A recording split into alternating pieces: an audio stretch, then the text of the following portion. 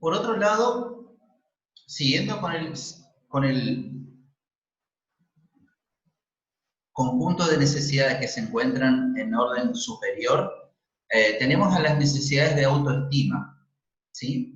Y esto significa que el individuo, más allá de lograr insertarse, decíamos recién, en determinados grupos sociales, de lograr la aceptación de los mismos, de poder involucrarse en ciertos grupos que son de su interés, ¿sí? En los cuales muchas veces requiere determinadas condiciones para poder acceder a los mismos, ¿está? Naturalmente que el individuo con eso no se conforma, ¿está? El siguiente conjunto tiene que ver con, bueno, lograr reconocimiento, ¿sí? De parte de sus pares, pero también un reconocimiento de él mismo, ¿sí? Esto quiere decir que pueda desarrollar su autoconfianza, pueda desarrollar respeto hacia los demás y hacia sí mismo, y por supuesto pueda desarrollar en ciertos grados está un éxito conforme a las expectativas que él mismo tiene, ¿sí?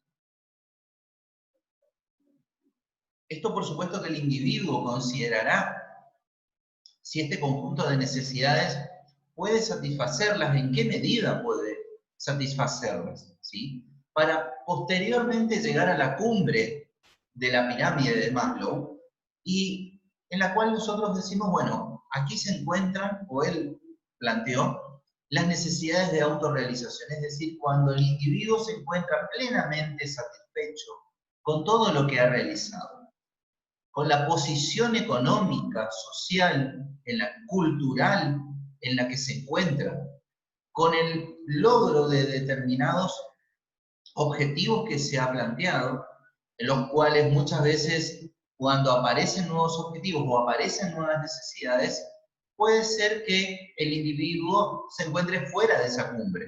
Cuando los alcanzó, ¿sí? Se encuentra en la cumbre, es decir, me recibí, por ejemplo, ¿sí? Logré el título universitario, terciario que deseaba, llegué a ese nivel de autorrealización. Ahora, permanecer en la cumbre, ¿sí? Es un trabajo tan arduo como llegar a él. Entonces, las personas, por supuesto, pasado un cierto tiempo, pueden decir, bueno, pues yo ya no estoy más satisfecho, ¿sí? Yo ya, el hecho de haber alcanzado el título de grado o de nivel terciario ya no es algo que a mí me coloque en este lugar de la pirámide de Maslow. A partir de ahí tengo que ver, a ver, cuáles son otras necesidades que fueron surgiendo, ¿sí? Y el hecho de alcanzarlas a mí me va a permitir nuevamente llegar a esa cúspide. Entonces, fíjense que yo les decía anteriormente el hecho de, no es necesario tener toda una necesidad o un conjunto de necesidades satisfechas, ¿sí? Tomando los distintos niveles para poder pasar al siguiente, ¿está? Muchas veces nosotros tenemos que identificar, bueno, de todas estas necesidades, de todo este conjunto de necesidades, ¿cuáles tenemos satisfechas nosotros como individuos? ¿Cuáles no tenemos satisfechas? ¿Y qué debemos hacer para poder satisfacerlas? ¿Sí? A partir de ahí es donde nacerá, como decíamos, el impulso y la dirección para poder hacerlo. ¿Queda alguna duda más o menos sobre esta teoría? ¿Hay algún tipo de inconveniente sobre la interpretación de los distintos niveles?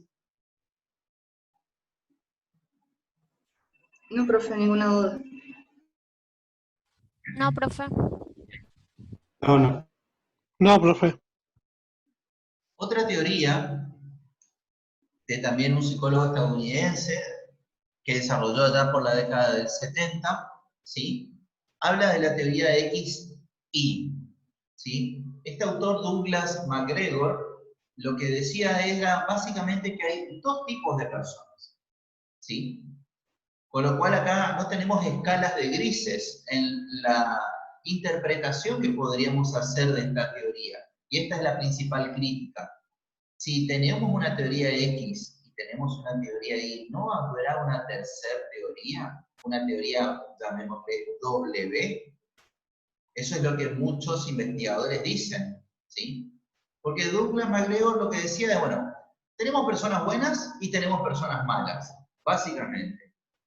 ¿Y en qué se sintetizaba su análisis? Él decía que, bueno, en la teoría X ubicaba a todas aquellas personas que no tenían, como vamos a ir describiendo a continuación, no tenían ningún tipo de interés en trabajar, ¿sí? Personas a las que, como dice allí la primera parte de la tabla, les disgusta trabajar, no les gusta, no les interesa, ¿sí?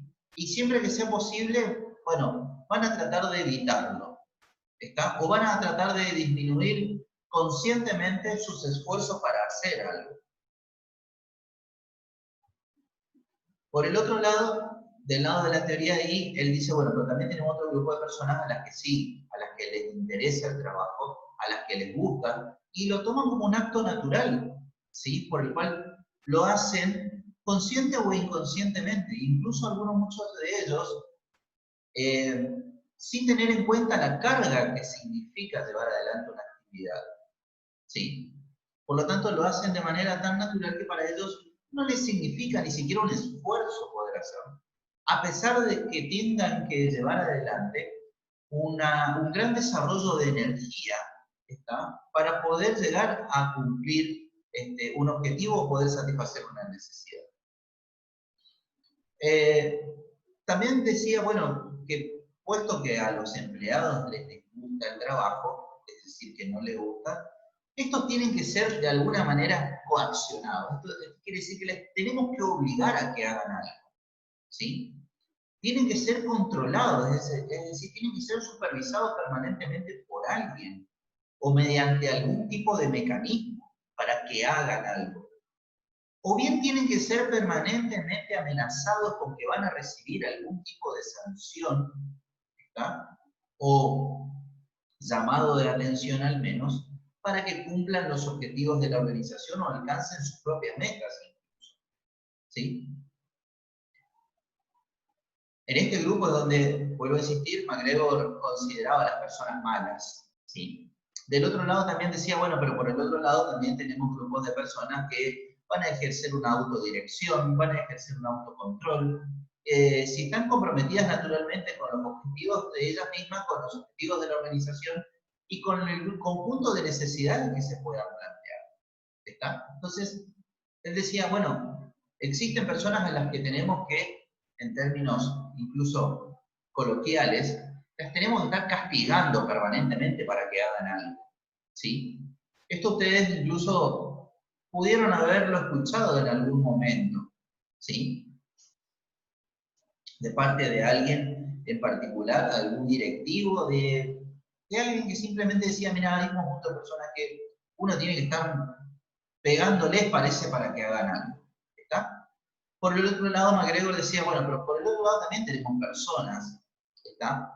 Que llevan adelante sus actividades casi de manera tan natural como decíamos en el mundo anterior, y también lo hacen con una capacidad que la pueden desarrollar por sí mismos, es decir, no necesitan ser vigilados y controlados para poder hacer algo.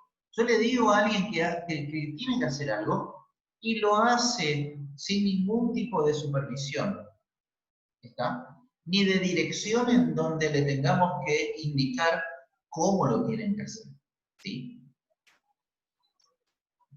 Volviendo al caso de la teoría de X, MacGregor decía que los empleados también van a evitar asumir responsabilidades o riesgos, ¿sí?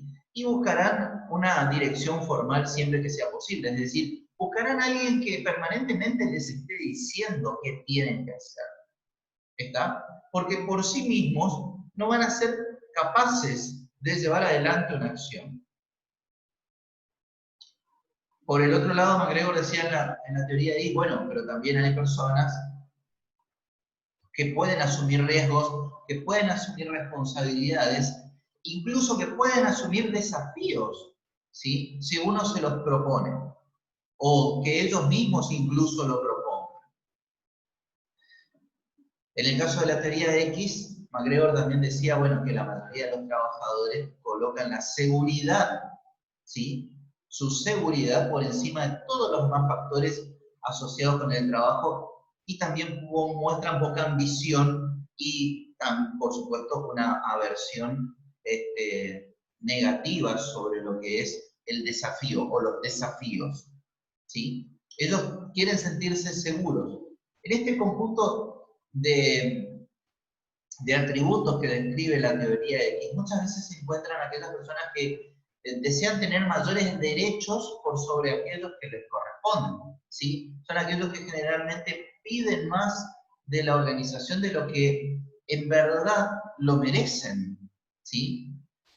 Por el otro lado, las personas de la teoría Y son aquellas que tienen una capacidad para tomar decisiones innovadoras, ¿sí? Que está ampliamente dispersa, dice, en toda la población y no necesariamente es patrimonio exclusivo de los que ocupan puestos jerárquicos. Es decir, cualquier grupo de trabajadores de cualquier nivel de jerarquía en la organización puede tener estas características vinculadas a el desarrollo innovador, a asumir riesgos, a desarrollar desafíos, a enfrentarse a desafíos y a asumir las responsabilidades por las tareas que desarrollan, ¿sí? Entonces, claramente tenemos dos grupos individualizados por la teoría de MacGregor, dos grupos de personas con características totalmente distintas, como ustedes pueden apreciar. Ahora, esta teoría W de la que yo les hablaba recién, trata de que muchos investigadores dijeron, bueno, pero hay personas que no se terminan de ubicar totalmente en esta teoría Y, como tampoco se terminan de ubicar totalmente en la teoría X. Para ciertos aspectos aplican la teoría X, para ciertos aspectos aplican la teoría Y. Entonces, esta teoría que plantea blancos y negros nos tiene que servir de algún modo para interpretar, y bueno, ¿qué pasa con las personas? ¿Sí? ¿Por qué muchas veces las personas responden a determinados estímulos de una determinada manera? ¿Cómo puedo hacer para que una persona responda a esos estímulos? ¿Sí? O responda a los objetivos de la organización conforme nosotros pretendemos que lo hagan. ¿Está? Entonces, si nosotros queremos que logren determinados objetivos, podemos decir, bueno, este grupo de personas, ¿en qué teoría se encuentran? ¿Se encuentran en la teoría X o se encuentran en la teoría Y? Por lo tanto, yo también tengo que pensar qué voy a hacer si se encuentran en la teoría X y qué voy a hacer si se encuentran en la teoría Y. Claramente las acciones a llevar adelante van a ser muy diferentes, ¿sí? Y por lo tanto, naturalmente, las acciones que lleven los directivos adelante, sobre ellos, sobre el recurso humano en este caso, también va a ser diferente, ¿sí? ¿Se comprende más o menos cada una de estas teorías?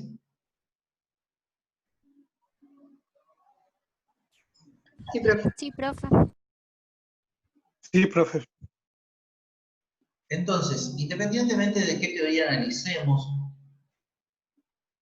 de qué enfoque querramos desarrollar respecto al concepto de la motivación, ¿sí?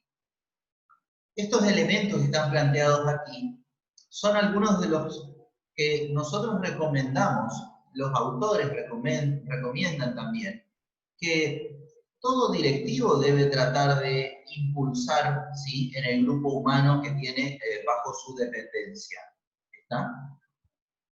Y esto significa hacer interesante el trabajo. Ustedes preguntarán, bueno, ¿y qué puede significar hacer interesante el trabajo? Bueno, justamente plantear nuevos desafíos, plantear nuevas técnicas, plantear nuevos procesos, ¿sí?, que al recurso humano lo lleve a, no digo una permanente renovación o un permanente cambio, pero sí transitar por diversos tipos de acciones en donde pueda de algún modo descubrir cuáles son todo ese conjunto de acciones que realmente le terminan interesando. Esto se sistematiza muchas veces en la rotación de los puestos de trabajo, ¿sí? Algo de lo que vamos a hablar también el año que viene. Hacer interesante el trabajo también significa no mantener siempre a la misma persona en el mismo lugar y haciendo siempre lo mismo. También ir buscando la forma de que esa persona haga otras tareas, conozca otras realidades y por supuesto pueda asumir otros desafíos. desafíos, ¿sí? Naturalmente, el hecho de conocer otras realidades al trabajador lo va a llevar a saber si, bueno, lo que está haciendo es realmente lo que le gusta, ¿sí? Y si no está haciendo eso, esa actividad simplemente por algo que representó una obligación en algún modo, en algún momento de su vida, y que hoy lo naturalizó, porque, bueno, no tiene otra alternativa, ¿sí? También relacionar las recompensas con el rendimiento, esto es clave, ¿sí?, en las organizaciones, es decir, vincular lo que yo le entrego al recurso humano con lo que efectivamente es su nivel de productividad.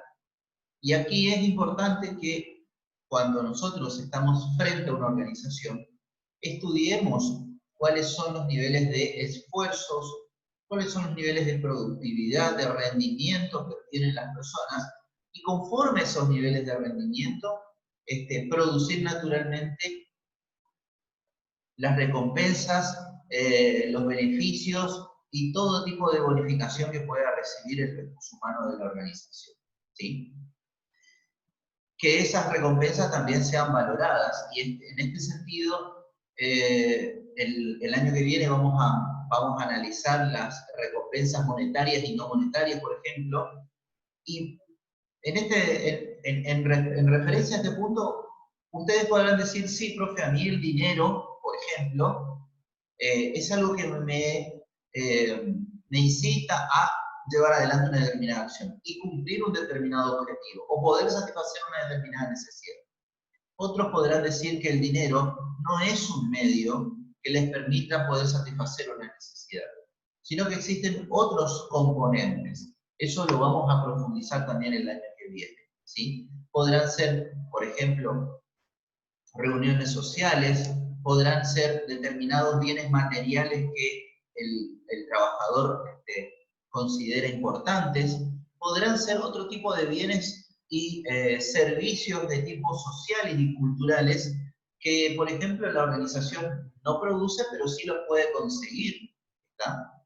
Y naturalmente eso sí es valorado por el recurso humano, ¿está? Esto que parecería, dicho así, una verdad de perogrullo, ¿sí? Tratar a los trabajadores como seres humanos, es lo único que se sistematiza de algún modo para hacerlo más sencillo, es que el recurso humano, los trabajadores de la organización, sienten que son personas valoradas dentro de la organización, ¿sí? Sobre esto tengo varios ejemplos. Tanto en mi caso personal, ¿sí?, como de personas allegadas y de ejemplos que uno conoce también a través del estudio, que han dejado de pertenecer a una organización simplemente porque no fueron tratadas como personas, no fueron valoradas como profesionales, ¿sí? No fueron comprendidas y entendidas acerca de lo que esas personas podían entregar a la organización. Entonces, a eso se refiere este punto en donde decimos tratar a los empleados como seres humanos. No nos referimos a que necesariamente tengan que llegar a una situación de hostigamiento en el individuo, ¿está? Y podríamos decir, una situación de consideración aberrante, ¿está?, a su vida física incluso, para que nosotros podamos decir, bueno, esta persona está desmotivada. No. Simplemente se refiere a que las personas pueden entregar algo a la organización y la organización tiene que conocer eso que las personas pueden entregar. Algunas pueden entregar una determinada capacidad y otras pueden entregar otra determinada capacidad. Entonces, la inteligencia de la organización también tendrá lugar cuando identifique qué es lo que cada uno de los trabajadores, naturalmente, es posible que entregue a la organización, ¿sí? Por supuesto, alentar la participación y la colaboración. Esto redunda en que la fuerza, el impulso de los trabajadores se vea notablemente incrementado. ¿Sí? Esto se sistematiza cuando el trabajador es consultado, ¿sí?, sobre la definición de los objetivos, Es puesto en conocimiento respecto a los avances que la organización tiene en determinados conceptos o metas que persigue, por ejemplo. Cuando el trabajador forma parte de rondas de consultas o rondas de trabajo en donde se le pide la intervención para que un directivo tome una decisión, por ejemplo. Todo eso alienta permanentemente al impulso, a la dirección y consecuentemente a satisfacer una necesidad. Y por supuesto producir una devolución. ¿Está? A eso nos referimos con el feedback o retroalimentación. En el momento y lugar que deba realizarse, el más oportuno posible. De nada sirve que yo les diga, chicos, por ejemplo, el trabajo número 1 que hicieron fue espectacular. Y usted me va a decir, profe, ya vamos por el número 5, por el número 6. De nada me sirve que usted me diga lo que pasó en el número 1 porque eso ya pasó hace mucho tiempo. ¿Sí? De nada sirve que yo haya logrado un objetivo de venta en el mes de marzo de este año y sea hoy el 1 de octubre y hoy mi jefe me dice, mirá, lo que hiciste en marzo realmente fue muy destacable, porque lograste esto. Pero ¿y qué pasa después? ¿Qué pasó en abril, mayo, junio, julio? Y así sucesivamente hasta hoy. ¿Está? La retroalimentación se tiene que producir en el momento en el que los hechos suceden, ¿sí? En el momento en el que la acción se lleva adelante o en un periodo de tiempo que pueda considerarse aceptable para que por parte de ambas personas, por ejemplo, la retroalimentación sea válida. ¿Está? Todo esto que estamos trabajando. A modo de aporte, para no irnos tanto del tema, hay otro psicólogo estadounidense, David McLellan, que propuso, en base a la pirámide de Maslow, 3 principios o universales de motivación, que es el logro, el triunfo y la afiliación. Así es. Sí. La teoría de McLellan lo que hace es contribuir de algún modo a la teoría de las necesidades de Maslow. Esa teoría también la vamos a desarrollar el año que viene de manera un poco más precisa y profunda, ¿sí? Pero te agradezco el aporte porque el año que viene también, no solamente la teoría de McLellan, sino también la de los 2 factores de Herbert, vamos a trabajar, por ejemplo, ¿sí? Como un hecho puntual, como algo que sucedió estrictamente hace muchos años atrás, en la década del 70, más precisamente el 13 de octubre, tuvo inicio de 1972 este hecho. ¿Todos conocen esta imagen? ¿Todos saben de qué se trata? Sí. Sí. Entonces, ¿qué llevó a esas 16 personas que terminaron sobreviviendo de las 45 que viajaban en el avión?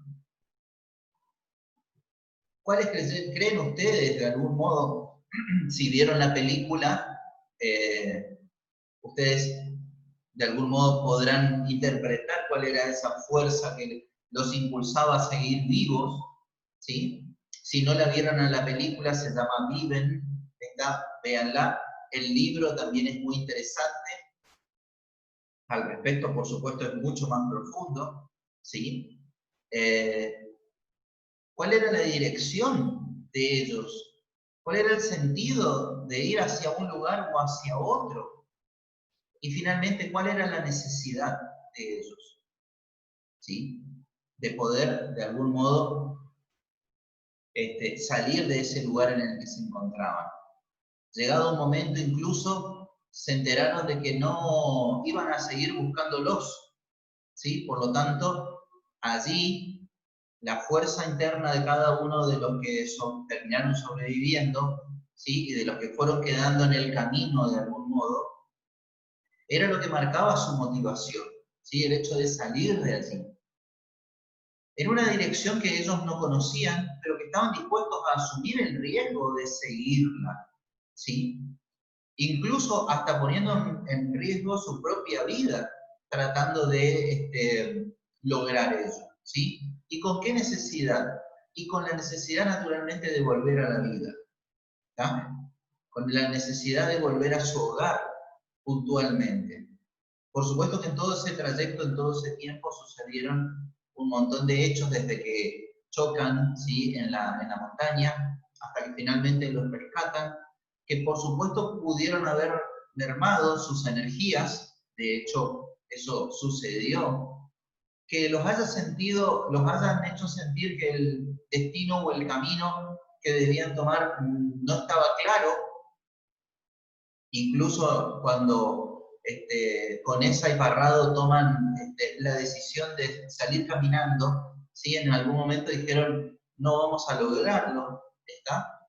Pero la necesidad era llegar a un lugar que los puedan atender y que puedan rescatar naturalmente también a sus compañeros, ¿sí?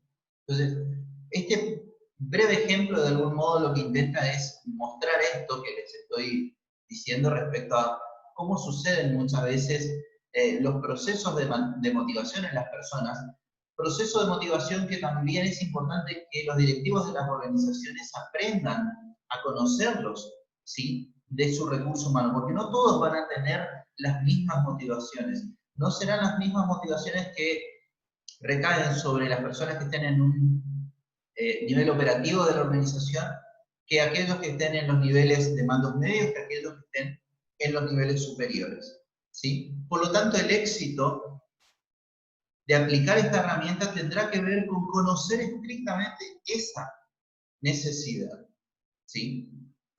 ¿Queda más o menos claro hasta aquí?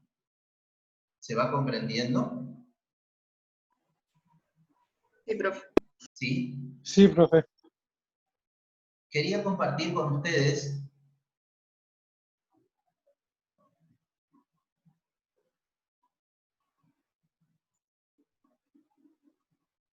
un pequeño video en donde vamos a tratar de alguna manera de sistematizar todo lo que estuvimos diciendo, ¿sí?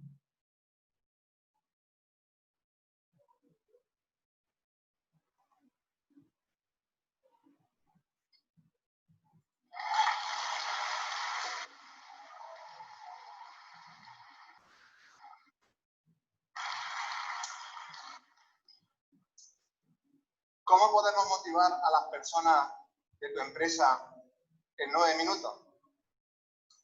Bueno, lo primero tendríamos que saber qué es la motivación, porque todo el mundo habla de eso. Vamos a buscar en Google motivación es.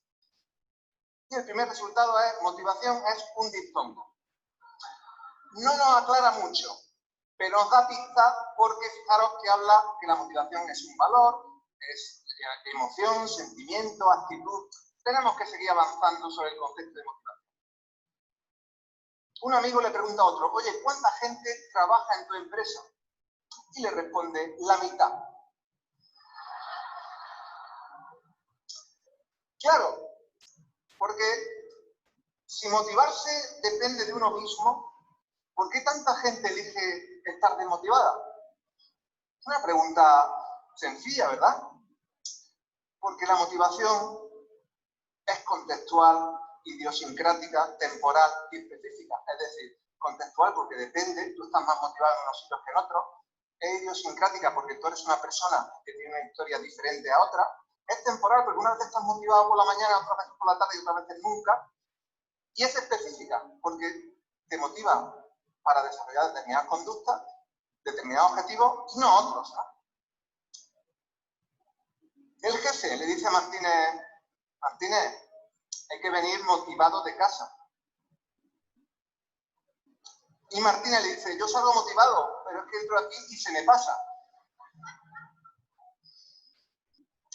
Claro, es que los expertos, entre comillas, en recursos humanos, que dicen que hay que venir motivado de casa, deberían quedarse en la suya.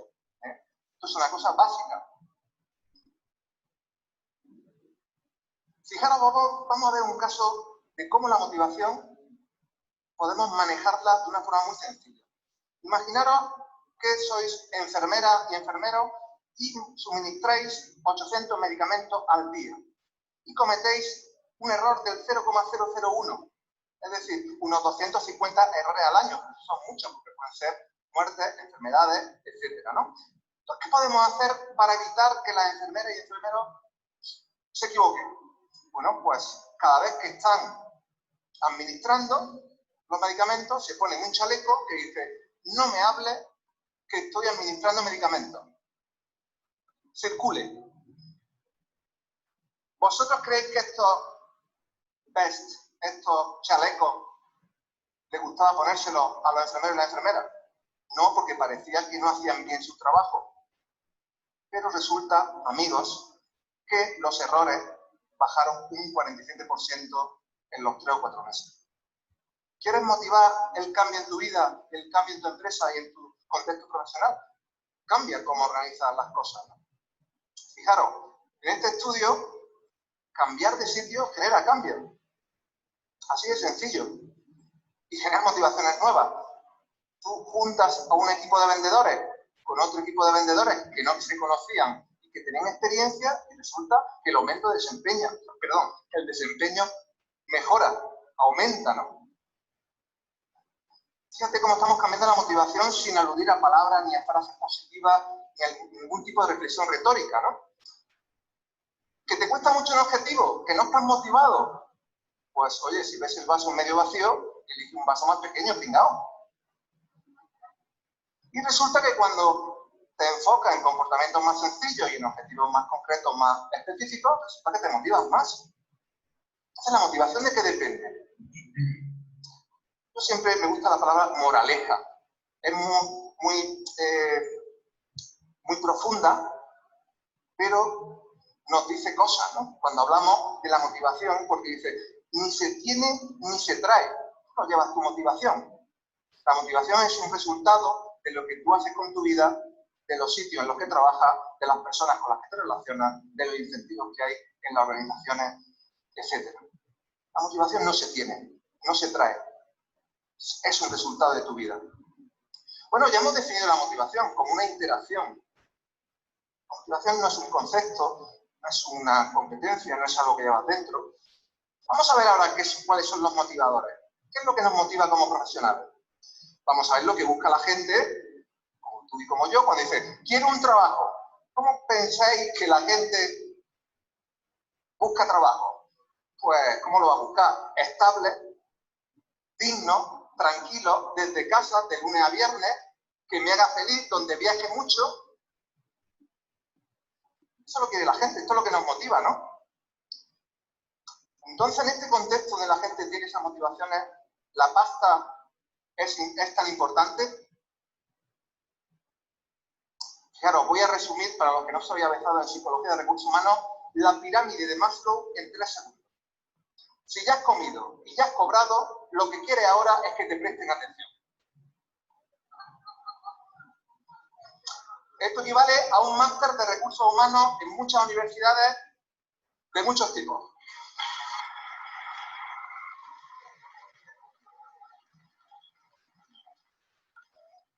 Pero como psicólogo, tengo que venir con esa vena academicista, ¿no? Los psicólogos sabemos que hay 2 supermotivadores, que son los motivadores inagotables de los que no nos cansamos, que son el dinero y la atención social. Nunca nos cansamos. Nos cansamos del sexo. Bueno, una vez conocí a una persona que no, y nos cansamos de la comida. Pero estamos dispuestos a recibir tanto dinero y tanta atención social como sea posible. Entonces, fijaros, que el dinero, cuando me dicen que el dinero no es importante para la motivación, incluso el que gana ya mucho dinero, para el que gana mucho más que tú, más dinero significa mayor reconocimiento y mayor estatus. Nadie se cansa del dinero. Otra cosa es que tengan otras motivaciones. Claro, la reflexión es, si nos pagan más, ¿lo haremos mejor? Tengo malas noticias. En este estudio, el dinero puede incrementar el esfuerzo, pero no la inteligencia.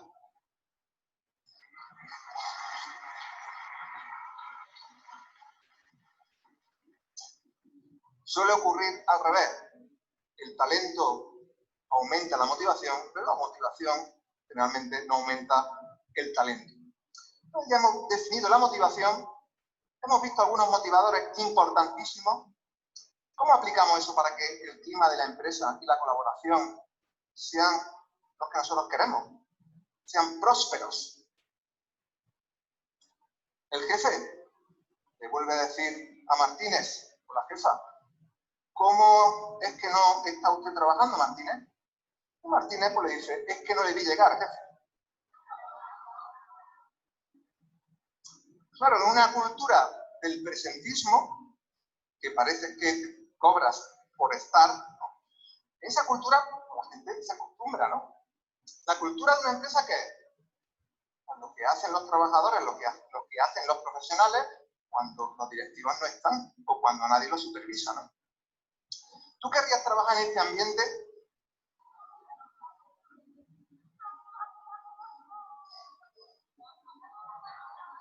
¿O querrías trabajar en este otro?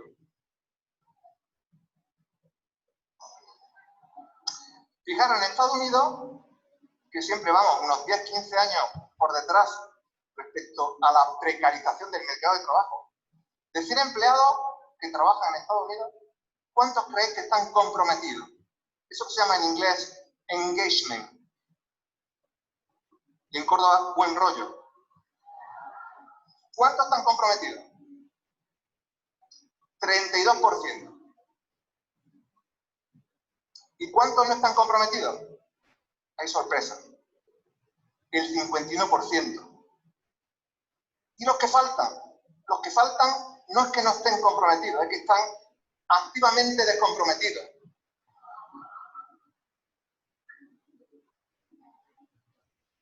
Entonces, claro, gente como esa le dice, sonríe y sé positivo.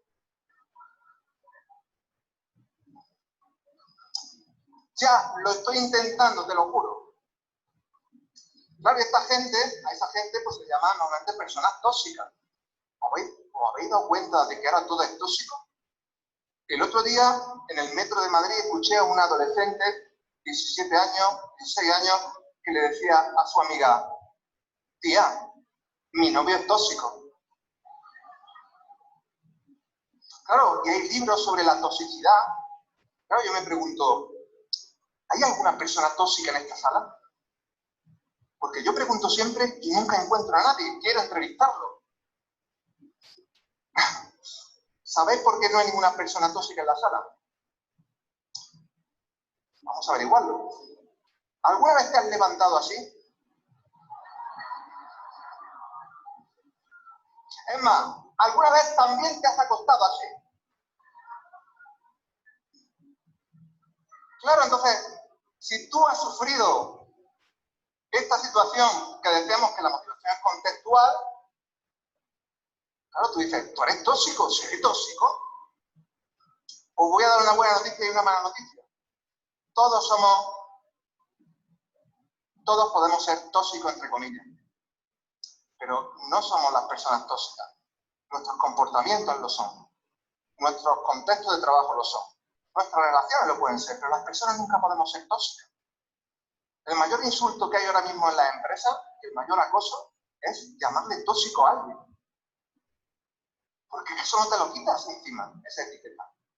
Todos podemos comportarnos de forma tóxica en función de la motivación, de los contextos, de los objetivos. La persona que es feliz en una empresa con su mesa, su ventana y su plantita, la cambian al sótano y se vuelve tóxico.